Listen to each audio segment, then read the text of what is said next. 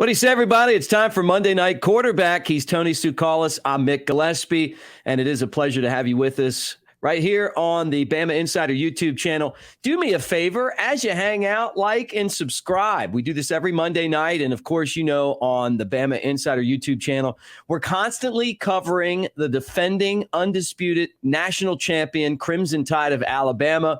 Tony Tsoukalas is the Bama Insider beat writer, which means he's at practice and he's behind the scenes and he knows what's going on. So he's going to be our first guest. We'll talk to Kyle Henderson later on in the show. Tony, great to see you again this week. And look, Alabama, Miami, getting closer and closer.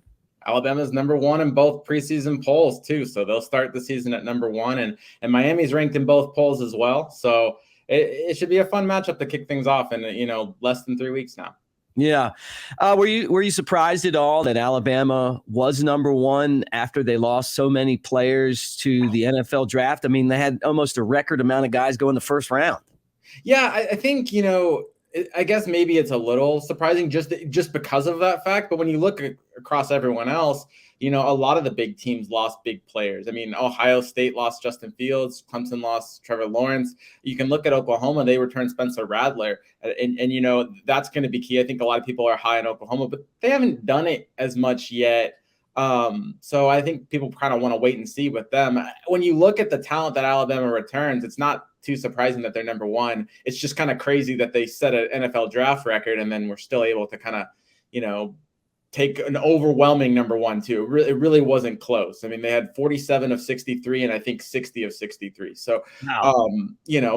Almost a unanimous, selection in both polls. So Alabama's going to have a talented roster this year. And if they're able to play to that level, I expect them to make the playoffs and possibly, make another run for another title. Monday Night Quarterback is brought to you by Westgate Luxury Condominiums right there next to Bryant-Denny Stadium. They are amazing. And you talk about just excellent amenities, a place to go when you're in Tuscaloosa. It's right next to the stadium. You can feel the vibrations of touchdowns when you're in there.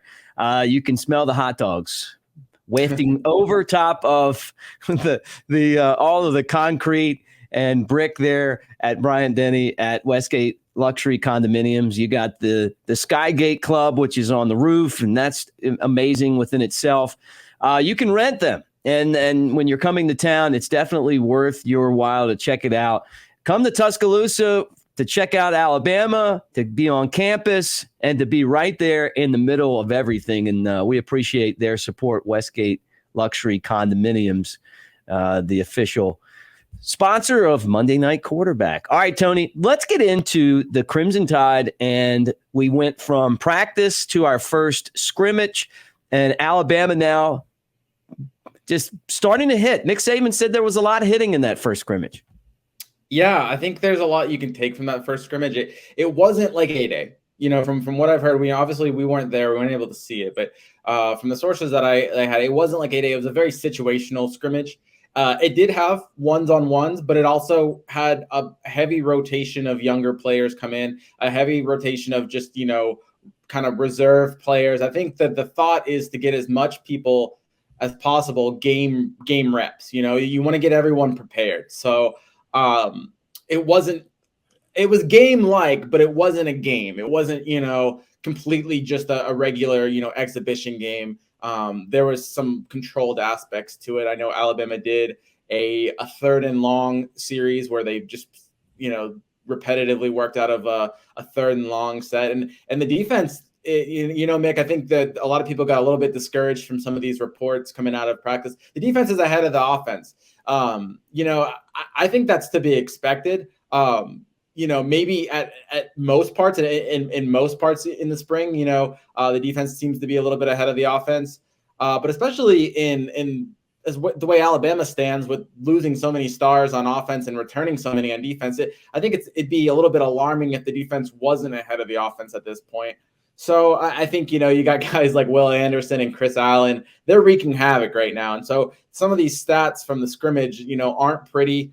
Alabama, we've learned was without a couple of its offensive linemen. Like I said, they were shifting in guys. So, Yeah, encouraging to see the defense do well. Offense, I think, will pick up once it gets more healthy and once its players kind of get their feet wet a little bit more. But there's still some really encouraging things to take away from the offense as well. Well, let's talk about the offense because, look, right off the bat, we know that it's going to be a new quarterback, and it's going to be Bryce Young to start the season.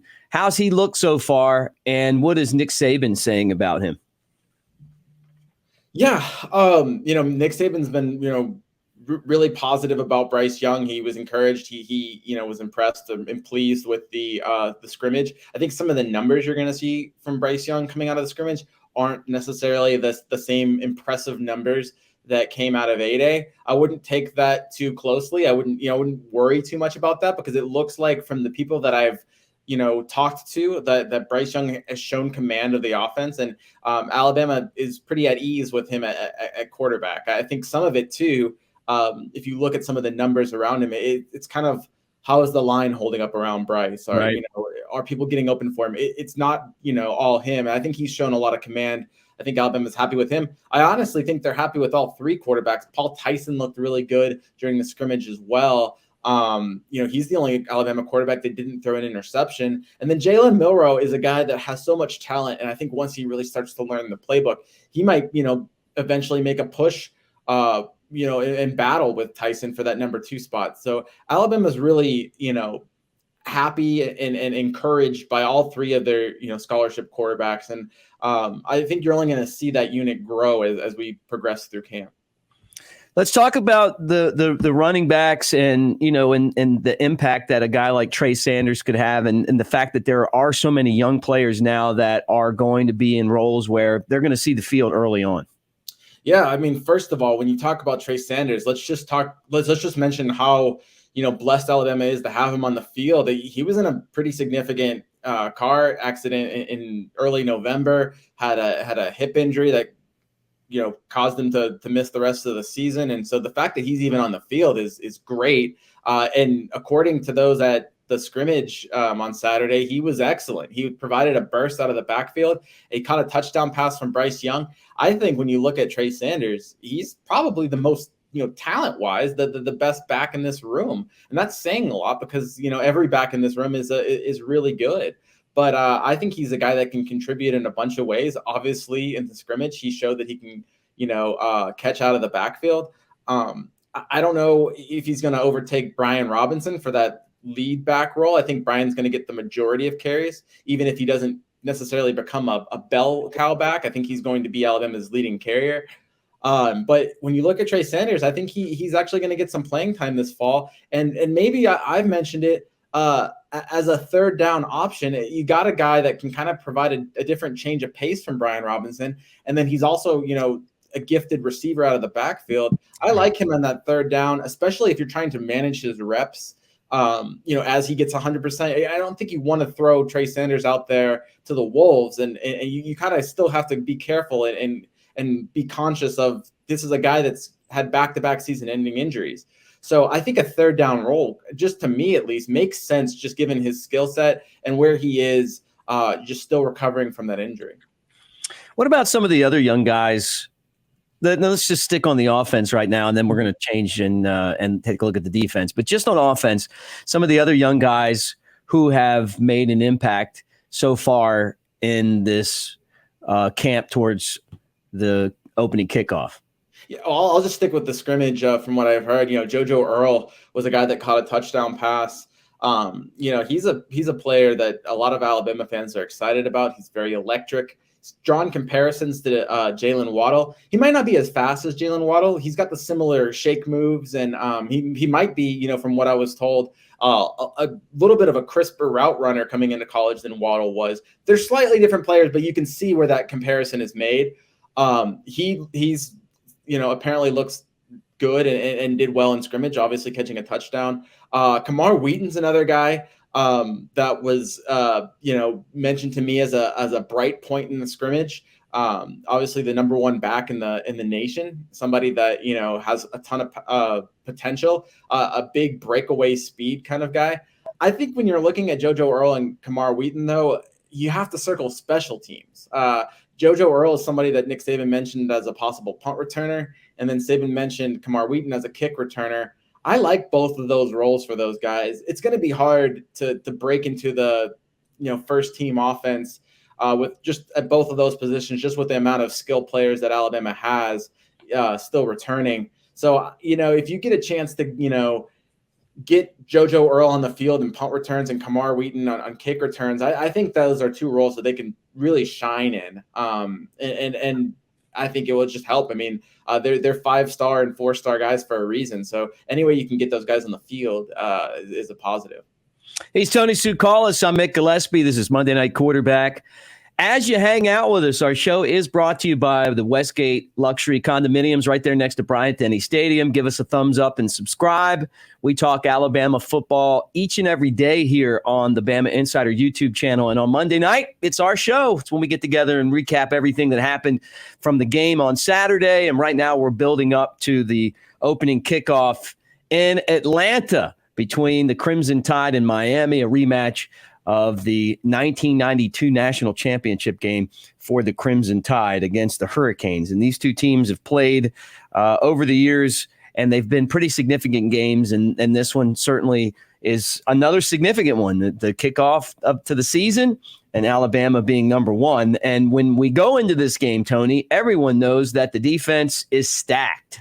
And I look at the defense and the depth chart that I have. Now, I don't know that they'll have the official depth chart anytime soon, but you look up and down the guys that are returning, the DJ Dales and the Christian Harrises and Christopher Allens and Josh Jobe and Will Anderson Jr., all those guys. And then you look at the backups and, guys like Tim Smith and Phil Mathis. And then on top of that, you bring in Henry To'o. This defense is absolutely killing it right now. But let's talk about some of the young guys. We know Kool-Aid was a big 5-star prospect, but there's other guys that are making an impact on this defense. And I'm guessing that the characteristic of this team is going to be there's so many weapons on the defensive side of the football. What have you seen? Yeah. You mentioned Kool-Aid McKinstry. He's a guy that's, competing for that first team cornerback role. He's competing with Jalen Armour Davis and Marcus Banks. At that cornerback role. There was a lot said about him last week. He's probably the most popular guy mentioned in any kind of media availability because so many people want to know about him. He's done so well. So he's drawn a lot of praise and for good reason. He looked great in the spring. He's followed that up in the fall. So definitely somebody to circle. If you're looking for freshmen that might, see the field early next year, I think you've got to really look at him, because I think he's got a strong possibility to even possibly at one point compete for a starting job. Another, young defensive back and somebody that is also practicing at cornerback is Terrion Arnold. And he was a huge target for Alabama too. I mean, arguably between him and Kool-Aid, Alabama's number 1 and 2 targets, and depending on who you ask, it could have been either one of those guys at number 1. Well, Terrion Arnold had an interception on Bryce Young during the scrimmage. He's a guy that's looked positive. He was, thought to play safety. He played safety in high school, but Alabama's been working him some at cornerback. It obviously seems like he's adjusting well. So, he just joined the team in the summer. It's a little bit harder to break into that, first team defense in that category, because he didn't get the spring. But then again, none of the guys that, made it last year really got a spring. So I would put Terrion Arnold as kind of a dark horse to see some playing time as well, because he's an uber talented guy. Obviously, we saw Malachi Moore come in and, from a defensive back perspective, join the team in the summer, and he did just fine last year. So Terrion Arnold's definitely a name to watch. And another person that did well in the scrimmage is Christian Story, who we saw forced a fumble at the goal line. And he's a guy that was, Mr. Alabama football. And, he obviously didn't play a lot last year, but he's an uber talented guy. I mean, he was a quarterback in high school, but also a defensive player, and he's going to be playing defense for Alabama. So that Alabama secondary is already pretty strong, but it's also really young. And I think it's only going to, remain loaded over the years.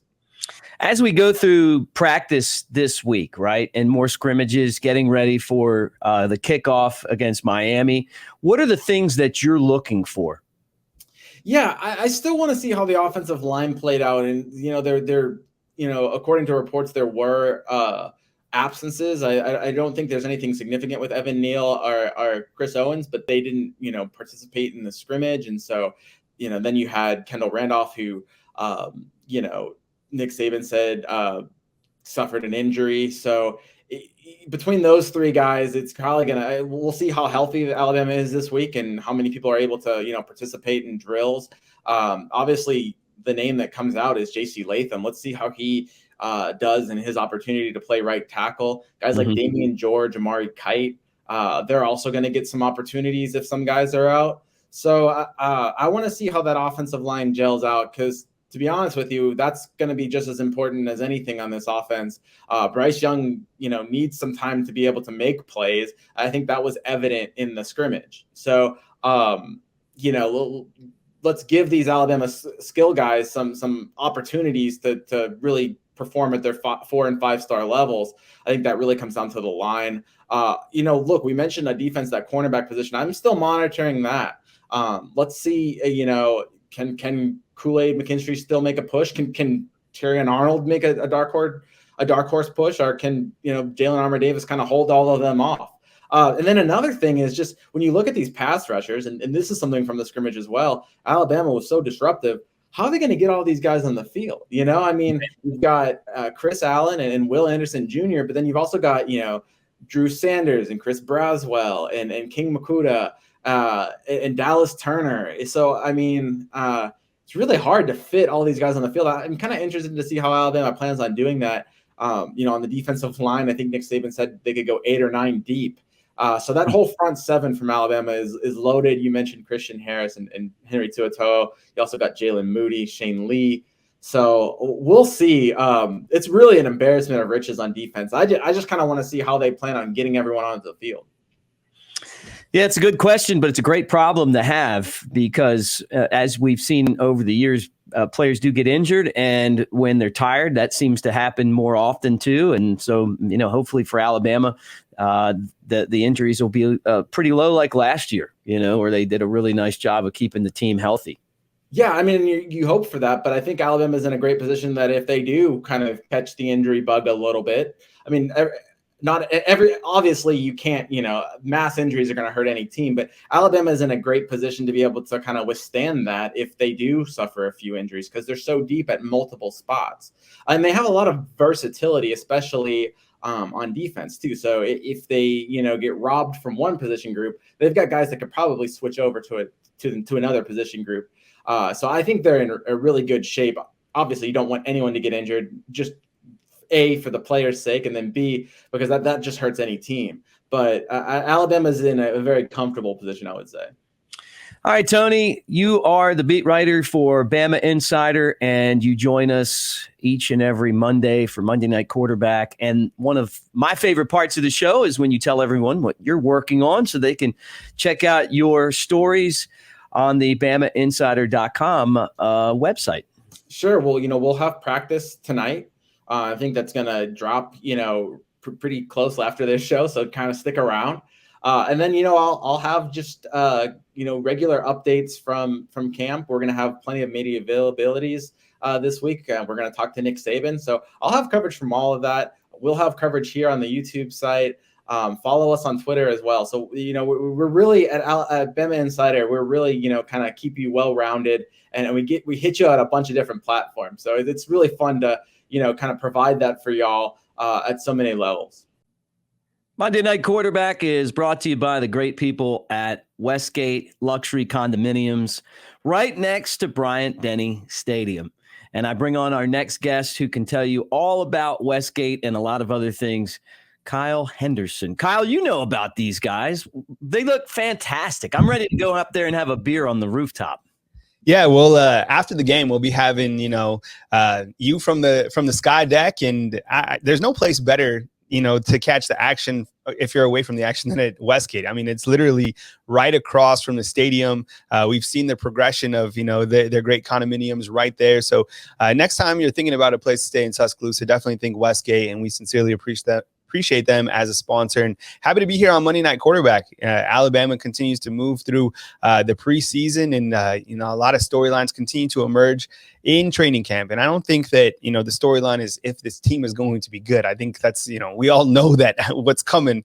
But I think with particularly the offensive side of the ball, considering that, there's no Najee Harris, there's no Devontae Smith, there's no Mac Jones. So plenty of storylines. And of course, the main storyline is always usually around the quarterback. So figure on Monday Night Quarterback, you'll be asking me some questions about the quarterbacks. Yeah. It is Monday Night Quarterback. So of course we want to know about Bryce Young and Paul Tyson and, Braxton Barker and, Jalen Melrose, all these guys that are throwing the football in practice and going to lead the Crimson Tide. And let's just get into it right now. I mean, why not, right? It's Monday Night Quarterback. Let's talk about this guy right here, Bryce Young. He's the starting quarterback for Alabama, right? Is that set in stone? Yeah, I think so. So you have Bryce Young, and then you have Paul Tyson, who's the number 2, and then you have number 3 is Jalen Milroe. He's a freshman who's on board. But I think with Bryce Young specifically, you had some opportunities to see him last year, and I've said this plenty. And I'll say this, going up into the first game against Miami, you have to look at what he did, not from last year, but I think from spring practice, because I think that's where you really saw a lot of progression from Bryce Young. I think that he was able to command the offense, and, with Mac Jones gone, this is his team coming back. So I think him finding a rhythm with the offensive line, with the running backs, with the wide receivers. Look, when you're an Alabama quarterback, especially as of late, you don't have to do much, right? You have to be efficient. You have to get the football out to the running backs, to the wide receivers, and the wide receivers have been first-round guys. Now, there's a lot of guys who have to step up at the wide receiver position going into this season, but there's plenty of talent. I'm sure Tony talked about that before. And I mean, if you look to all the guys continuing to rise up, Bryce Young has so much of an arsenal behind him that I think he's going to really flourish. He's a guy who is a quick twitch type quarterback, a guy who can make plays. This past Saturday, he threw 3 touchdown passes, one to the running back, Trey Sanders, another to a tight end, Cam Latu. And then he had another touchdown thrown to a freshman by the name of JoJo Earl. So really excited about what Bryce Young is bringing back to the table going into a sophomore season. Yeah. And I mean, look, he was the guy that got the reps last year when Mac Jones wasn't the quarterback. The times when Alabama had the big leads, he would come in. Mac never really got hurt. Let's talk about the backup if Bryce Young is the starter. Is Paul Tyson the backup? Yes. Right now, Paul Tyson, certainly the backup. And as I get to kind of some clips of Paul Tyson, a lot of people continue to ask about Paul Tyson. Kind of one of the more intriguing storylines going in is how many opportunities is he going to get? I think with Paul Tyson, we've seen a lot of progression. This is the oldest quarterback in the room, and a guy who's probably not getting enough respect, quite honestly. I think sometimes that number 2 quarterback never gets that respect and that they deserve. I mean, look how long it took for people to really appreciate Mac Jones. And all it takes is one season for these guys to really do their thing to get to the next level, right? And it's not like Mac Jones had, 3 seasons at Alabama. He came in, spot played. Now, he did have a lot of experience going into this last season, but I kind of look at him and Paul Tyson and one of the same. It's like, you're waiting for him. You're not sure what he's capable of. But just like I said with Bryce Young, I think Paul Tyson knows the system. He's a pocket style quarterback with a laser of an arm, a big body quarterback that I think can really lead this Alabama offense if he's called on. Now, you have Bryce Young as the quarterback, but there's nothing wrong with having quality depth at every single position. You want quality depth, right? And what do you want? A bad number 2 quarterback? No, you want the best at every single position because the season's a gauntlet. And there's going to be times where, Bryce Young needs to step out. I mean, look at that second game. And of course, Saban probably mad if I'm talking about that Mercer game before the Miami game. But the point is you're going to have a lot of opportunities this year for these guys to get in, build some sort of a rhythm with the offense. And I think Paul Tyson really being slept on. I'm really confident that if Paul Tyson is called on, that he can lead this Alabama offense. I think that for the camp that's waiting for Tyson or the camp that doesn't believe in Tyson, just wait. Just give him an opportunity. I think people saw him in the A-Day game and they're like, oh, he's not the quarterback that we thought he was. He's working with the number 2s and the number 3 team offensive line, right? There's a big difference from working with Alabama's first team offensive line or first team receivers to the second team. Not to say that they're bad, it's just a big difference. So let's be patient. I think from everything that we see, Tyson's right where he needs to be. And probably going to talk about this next quarterback behind him, which is Jalen Milroe. Yeah, Jalen Milroe. I just wanted to ask you though about Braxton Barker before we got there.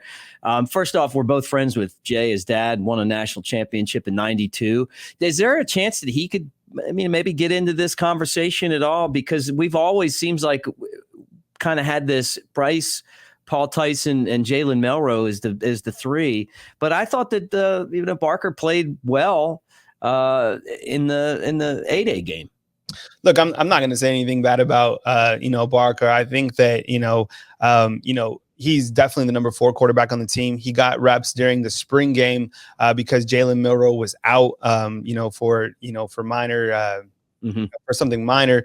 But he did throw 2 interceptions in that game. And then again, he did throw a long pass to Ajay Hall. So look, he comes from his pops, who's a baller. And, if he was to get opportunities, and again, I'm going to bring up that Mercer game or some of these other, there's no longer just the SEC only schedule, right? You got some games where that some other guys are going to get opportunities. So look, if Barker gets in, who knows, maybe he'll have he'll get some time. And I think it would be great for Jay, being that the fact that he led Alabama to a national title, to see his son flourish. I can't even imagine how excited he was during A-Day getting the opportunities. So yes, he's the number 4 quarterback on the team. And, we'll see what happens. It's a long season, as you know, Mick. Yeah, no doubt. You always want to have quality depth. And we go over to Jalen Milroe now. You talk about a freshman who comes in with the ability to run and throw the football. He's exciting. He's a playmaker. The people that I talk to say that the guy doesn't look like a freshman.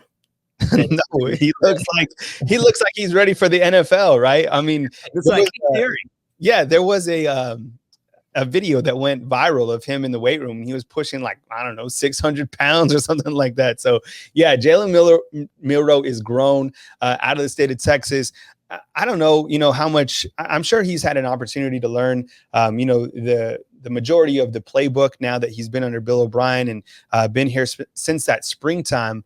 But man, he throws a good ball in my opinion, and it's going to take some time for him to get caught up to this level of speed. So I'm really curious about Milroe myself, because with Tyson, you're like, when is he going to get with the first team or get some opportunities? And then with Milroe, same thing. You're like, what is he going to do? Because we didn't get to see him during the spring game. People have told me that Milroe is one of the fastest players on the team. And you have some guys who can fly on this team. So I think that says a lot, right? You got JoJo Earl, Christian Leary. Those are like world-class speed type guys. But just having the ability that you do have a third-string quarterback in Jalen Milroe coming up. Look, this is a long season. Guys are going to get opportunities. And if Milroe can demonstrate that he can lead this offense, hey, you got to give all these guys a shot. And at the end of the day, I don't care who it is. If it's Bryce, if it's Paul, if it's Jalen, number one goal and the number one thing for Nick Saban is to play the best player, period. Right. And I think that, Nick demonstrated that he's not afraid to do that when they went out and beat Georgia in the national title game. And there's probably, and I'm sure it was tough because Alabama was winning, but I think, Nick was probably having a tough time being that he knew Tua was probably the better quarterback for the team. Saban's going to put the best player at the position that they belong. And you have 3 quarterbacks with limited experience. So each of these guys really going into this season has an opportunity to emerge as the guy.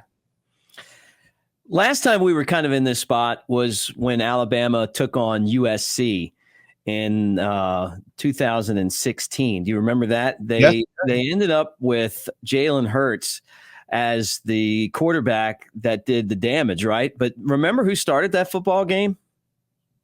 Yeah, there was we went through plenty of quarterbacks, and then it was Jalen Hurts who emerged. He was the guy who came out, and look at the career that he had. But yeah, you're right. I can't. I'm sure there's people who remember out there. But when Jalen came in that spring, there was a lot of quarterbacks who transferred out. Right. Right. Well, it was Blake Barnett that started that game. And he threw he came in and and then when they brought Hurts, it was just that was it. And I wonder when Barnett started the game, it looked like, hey, look, it's his offense. And obviously it just wasn't going the way that Alabama wanted it to, Nick Saban. Do you feel like it's a similar situation here going into the first game in Miami where it's that close, where they might give a Milroe or someone else, a Tyson, a chance to come in and or is this definitely 100% his job right there, Bryce Young? I think it's 100% Bryce's team going in to this Miami game. Now, with that said, I mean, none of these guys have true experience. So, if Bryce was to get into some trouble against Miami or that third game against Florida, I mean, maybe you start to look at, who else can get the job done. But I think you focus on that game against Miami. And look, from the intel that we get, from what we know, Bryce has done a great job facilitating this team. And I think Tyson's a quality number 2. And then you're going to have Milroe, and we're going to continue to track the progression. But yeah, I think going into the season 100%, Bryce is going to be capable to lead this team. Bill O'Brien had a lot of positive things to say about Young and the quarterback room going into this season. And a lot of people, I think, they want to see, can Bryce Young lead this offense? What type of, firepower is he going to have around? I'm telling you, John Mechie, Jameson Williams, Brian Robinson, Jace McClellan, Trey Sanders, this offensive line anchored by Evan Neal. And these guys are ready to go. I mean, this is you're not going to know a lot of names on this offense just yet, but there's plenty of firepower going into this 2021 season. Jaleel Billingsley too, right? Oh yeah. You got Billingsley, you got Cam Latu. So you have so many receivers. It's crazy how many receivers they have. I mean, and all these freshman receivers, Ajay Hall, JoJo Earl, Ja'Cory Brooks, Christian Leary. I mean, then you look at kind of that second tier receiver group, Trayshawn Holden, and these are sophomores. You have Trayshawn Holden, Thao Jones-Bell, who caught a touchdown from Tyson, was a 63-yard touchdown pass.